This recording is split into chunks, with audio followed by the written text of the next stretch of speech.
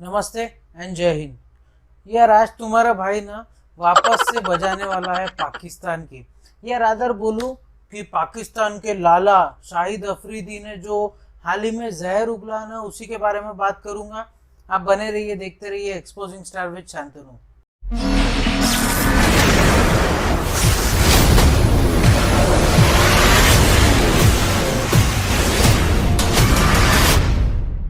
तो पाकिस्तान के एक छोटे बच्चे ने, बच्चा है क्या वो?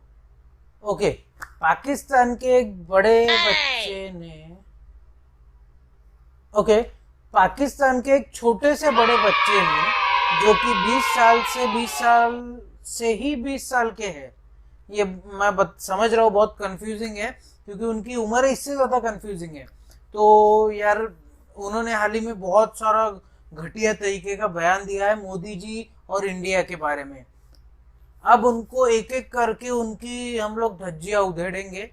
सबसे पहले मियाँ शाहिद ये फरमाते हैं कि मोदी ने लोगों की बटालियन कश्मीर में तैनात कर रखी है पाकिस्तान के डर की वजह से। भाई ये तो बहुत तगड़ा बात बोल दिया, क्योंकि पाकिस्तान खुद अपने पीओके जो उन्होंने हथिया के रखा हुआ है, उस पीओके में पाकिस्तान खुद लैंड माइन्स बिछा रहा है कि भाई भारत कहीं सर्जिकल स्ट्राइक ना कर दे, और डर के मारे वहां पे आर्मी हर रोज सीज फायर वायलेशंस कर रही है।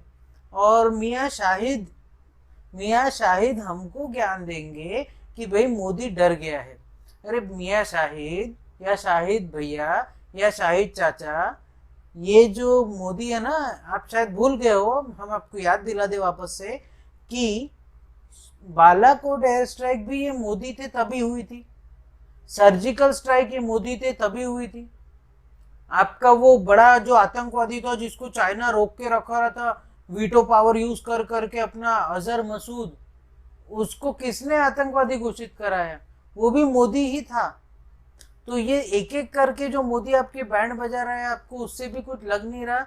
तो अभी भी अगर आप नहीं संभल रहे तो भाई मैं हर बार ये चीज बोलता हूँ कि कश्मीर तो अभी मतलब जो आधा ही हमारे पास में है, पूरा जिस दिन हो जाएगा ना, हमारा अखंड भारत का जो सपना है पूरा हो जाएगा। यार अखंड भारत का सपना तो वैसे पूरा है, जितना भी पाकिस्तान भी एक तरीके से हमने आपको दिया हुआ है कि जाओ रह लो, पर हम लोग उस टाइप के लोग नहीं हैं। इसके अलावा मियाँ शाहिद ये फरमाते हैं कि मोदी जो है ना, वो धर्म विशेष के खिलाफ ज्यादा तवज्जो देता है, एक धर्म को ज्यादा सपोर्ट करता है और एक कम्युनिटी को कम सपोर्ट करता है। अब अफरीदी साहब ने तो ये बिल्कुल बोलना नहीं चाहिए यार, क्योंकि उनके यहाँ पे हिंदू लोगों का कन्वर्जन सबसे हाईएस्ट है। इसके अलावा जब भी कभी एक सिख पीटीआई का एक सिख एमएलए है, वो भागकर इंडिया के शरण में आता है, इंडिया उसको अपनाता है। पीटीआई बोले तो पाकिस्तान तहरीक इंसाफ, आपके जो इमरान खान साहब है उनकी पार्टी का एक एमएलए हमारे यहाँ पे आके बोलता है, और वहाँ पे बोलता है कि माइनॉरिटीज वहाँ पे सेफ नहीं है और मैं यहीं पे रहना चाहता हूँ। तो इसका ज्ञान तो आप हमें ना ही दे तो अच्छा है, क्योंकि बहुत से ना आप वहाँ पे आप लॉ एंड ऑर्डर फॉलो कर सकते हैं, ना आप अपने जजेस को मेंटेन कर सकते हैं। आपकी आर्मी हर जगह से लोगों को पीओके से, बलूचिस्तान से, बाल्टिस्तान से, गिलगिट से उठा उठा के लड़कियों को रेप करती है। ये सब आपके धंधे हैं यार। तो मियाँ अफरीदी, आप बिल्कुल भी ये मत बोलिए कि मोदी आपसे डर गया है, क्योंकि अगर मोदी अपने पे उतर आए ना, तो आपको ना कहीं का कहीं हो जाएगा यार। मैं बिल्कुल, बहुत खराब वर्ड आ रहा था मन में, बट वो नहीं बोलूंगा मैं। तो अफरीदी को शायद इस चीज का समझ जाना चाहिए था। अब अफरीदी को ये भी चीज नहीं समझी कि हमारे कुछ क्रिकेटर्स थे जिसमें थे युवराज सिंह, हरभजन सिंह। ऐसा जब पैंडेमिक फैला हुआ था, दुनिया कोरोना वायरस से लड़ रही थी, उस टाइम पे एक ह्यूमन ग्राउंड्स के ऊपर में या ह्यूमैनिटी ग्राउंड्स के ऊपर में हमारे जो क्रिकेटर्स ने अफरीदी के फाउंडेशन को डोनेशन देने की अपील की, और ये अपील का बदला शाहिद अफरीदी ने इस वीडियो से दिया है। जो वीडियो मैं आपको लिंक में भी नहीं दूंगा, अगर आपको देखना है तो यूट्यूब पे धड़ल्ले से वायरल हो रहा है, वहां पे देख सकते हो। बट एक वीडियो में वो दिया हुआ है। अब वो सारे क्रिकेटर्स बोल रहे हैं कि भाई युवराज सिंह अफरीदी के बारे में बोलते हैं कि भाई जो मैंने अफरीदी के लिए किया वो ह्यूमन ग्राउंड्स के ऊपर में सही था, पर अभी मुझे ऐसा लगता है कि मेरे से कहीं ना कहीं गलती हो गई है और आगे जाके मैं ये गलती कभी नहीं दोहराऊंगा। और हमारे धुरंधर ओपनिंग बैट्समैन शिखर धवन इसके बारे में क्या बोलते हैं? शिखर धवन बोलते हैं कि पूरी दुनिया जब कोरोना से लड़ रही है, वही मियां अफरीदी कश्मीर का राग आलाप रहे हैं। इसके अलावा सुरेश रैना ने भी जम के लताड़ा है। इसके बाद में तो आई भाई बीजेपी के एमपी गौतम गंभीर की बारी, और गौतम गंभीर ने जो ग्राउंड के बाहर पेला है अफरीदी को कि मेरे को लगता है अफरीदी को ना मुंह छुपाते हुए पड़ेगा अभी, क्योंकि गौतम गंभीर ने बोला है कि कुछ लोगों की सिर्फ उम्र ही बढ़ती है और अकल उतनी ही रह जाती है।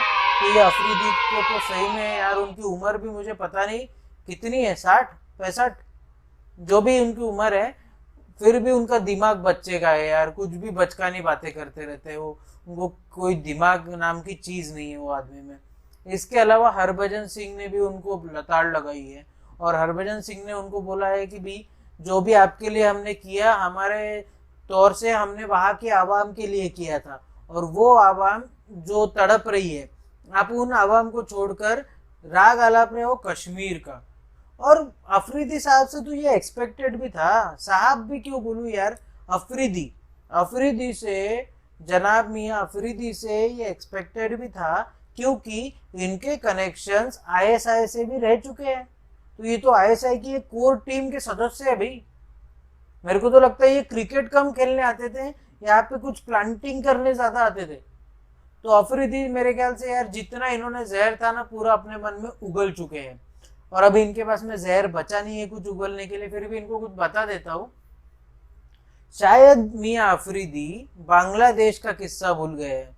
अब कई लोग आके मेरे वीडियोस के नीचे शायद कमेंट कर दे यार, हेटरेट फैला दे कि अभिनंदन को हमने ये कर दिया, अभिनंदन को वो कर दिया, हमने अभिनंदन को छोड़ दिया था एज अ पीस जेस्चर। अरे यार तुम्हारे खुद प्रधानमंत्री जो दर दर भीख मांगते हुए घूम रहे थे ना, क्या नाम है उनका, इमरान खान नियाजी, वो उन्होंने खुद अपने पार्लियामेंट में बोला था कि हमें पता चला है कि हिंदुस्तान ने पूरी मिसाइलों का मुंह हम पाकिस्तान की तरफ कर दिया है, और अगर हम नहीं छोड़ेंगे तो हिंदुस्तान मिसाइल दाग देगा। अरे भाई ये डर था आपका, डर, और उस डर के चलते आपने अभिनंदन वर्तमान को छोड़ा है। और अभिनंदन वर्तमान कोई पकड़ा नहीं गया था, उन्होंने आपका एक फाइटर जेट गिराया मार के। तो ये तो आप छोड़ ही दीजिए कि ऐसा कुछ हुआ था। तो ये सब चीजें जो अफरीदी ने बोली ना, उससे मैं बहुत ऑफेंड हुआ हूँ। Being an Indian, being a proud Indian, मैं बहुत ऑफेंड हुआ हूँ। और मेरे ख्याल से जितने भी मेरे इंडियन दोस्त है या हिंदुस्तानी लोग हैं, वो भी शायद ऑफेंड हुए होंगे, क्योंकि हम लोग इनको बार बार मौका देते हैं यार, और हर बार ये हमारे पीठ में छुरा भोंकते हैं। कब तक कि हम लोग ये सहन करेंगे, और कब तक कि हम लोग इनकी ये बचकानी हरकतें सहन करते रहेंगे कि वहां से वो लोग सीज फायर वायलेशंस कर रहे हैं, वहां से वो लोग और कुछ कर रहे हैं, टेररिस्ट भेज रहे हैं, लाइन से टेररिस्ट लेके बैठे हुए हैं, और हम लोग कब तक ही सहन कर ले। मैंने आज कुछ स्क्रिप्टिंग नहीं किया था। मैं पाकिस्तान के टाइम में मुझे बिल्कुल स्क्रिप्टिंग पसंद नहीं है। हाँ, मैं कुछ आर्टिकल्स पढ़ा था, बट स्क्रिप्टिंग मतलब मेरे सामने ऐसे कोई पेपर वेपर है नहीं, या प्रॉम्प्टर वॉम्प्टर मैंने खड़ा नहीं रखा है। बट हाँ, ये बात ज़रूर है कि जितना भी मैंने रिसर्च किया उसके बारे में मैंने कुछ बोला है, क्योंकि ये अफरीदी जो है ना, उन्होंने बोला है कि पाकिस्तान एक अमन पसंद मुल्क है। कैसे अमन पसंद भाई? 26/11 का हमला किया किसने? अमन पसंद मुल्क ने। 9/11 किया किसने? अमन पसंद मुल्क ने। 1993 बॉम्ब ब्लास्ट का जो गुनहगार है वो बैठा कहाँ है? अमन पसंद मुल्क में। तो भाई अगर सभी अमन पसंद, मतलब सभी मुल्क ऐसे अमन पसंद हो जाए, तो फिर कोरोना से तो कोई मरेगा ही नहीं, सब आपस में ही लड़के मर लो।